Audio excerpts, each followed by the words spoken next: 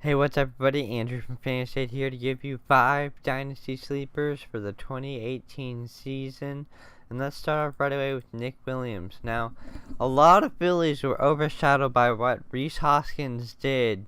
And what he did was amazing, but Rhys Hoskins is not a sleeper. He's going really early in drafts. But here's a guy that's not, and that's Nick Williams, who performed very well for the Phillies in 2017. 12 homers, 55 RBIs, 288 average, and only 83 games. This guy was really, really good, and he was overshadowed by what Hoskins did when he got called up.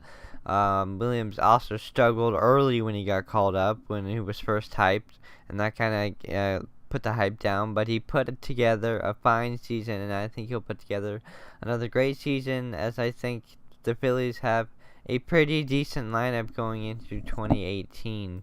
Number 2 is a second Philly, and that's Jorge Alfaro, catcher for the Philadelphia Phillies.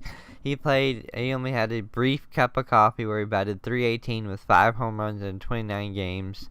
With how shallow the catching position is, you need anyone you can get, and I think Alfaro has good offensive upside.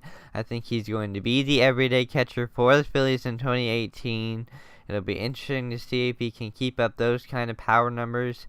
If he can reach 20 to 30 home runs a year, he's a very valuable catcher. He's going late. Make sure to pick him up if you're in a dynasty. And I should mention also, if you're starting a fresh dynasty, obviously if there's minor league drafts, these guys are already owned or they were already picked up last season. This is for if you're starting a new dynasty in 2018. Number 3 is Blake Snell. Yes, Blake Snell. I still believe in this guy. He was great in the minor leagues. He drastically reduced his walk rate from last season, although his ERA did rise a bit. His whip fell by .3. I think he's going to finally put it all together in 2018. This guy still's got a lot of talent. He's got great prospect pedigree, and I think it'll shine through in 2018. Number 4, we got Manuel Margot, who had a very good debut season for the San Diego Padres. 13 homers, 17 steals, a .263 average in 126 games. And this guy's only 23 years old. He's going to get better. He could potentially be a 2020 guy moving forward. Maybe not in 2018. Maybe he doesn't reach the 20 home run mark in 2018. But this guy could be a 2020 guy in the future. And finally, number 5, a 2020 guy in the minors, and that's Derek Fisher. He's been a 2020 guy multiple times in the minor leagues. He had a very rough debut in 2017, did not hit well at all. 5 home runs, 17 RBIs in 53 games with a putrid .212 average.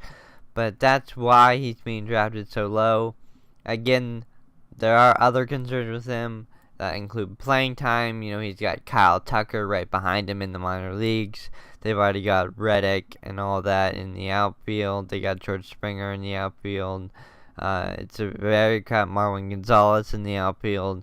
A very crowded outfield, but I think Fisher's a very talented player. He showed it in the minors. He didn't necessarily show it this year, but this was only his first year in the majors. He's got a lot of time to improve, and he could be a 2020 guy in the future, as you showed in the minors.